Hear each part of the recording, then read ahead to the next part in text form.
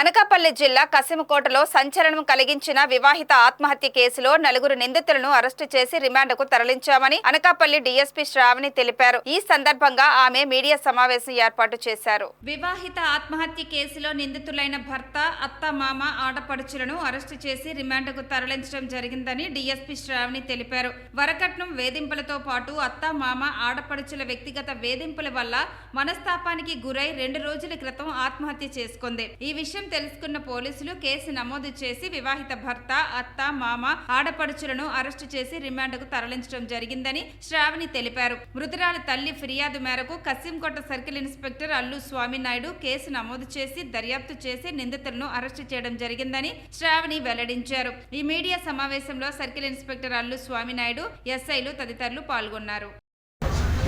నిన్న మనకి న్యూస్లో ఒక విషయం వచ్చింది. భర్త, అత్త, మామ, ఆడబడుచు కలిపేసి ఒక మహిళని, వివాహితని టార్చర్ చేసి ఫర్ దౌరీ హెరాస్ చేసి చంపినట్టు దానికి సంబంధించి ఈరోజు అక్యూజ్ని అరెస్ట్ చేయడం జరిగింది.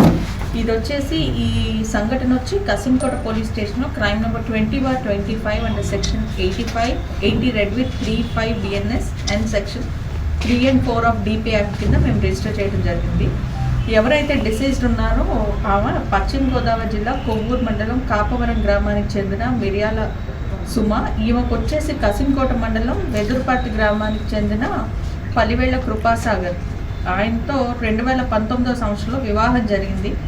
వివాహం జరిగే క్రమంలోనే 1 లక్ష రూపాయలు కట్నం, 1 లక్ష రూపాయలు సారి సామాను, 30,000 ఆడబడుచు కట్నం వాళ్ళు డిమాండ్ చేయడం జరిగింది.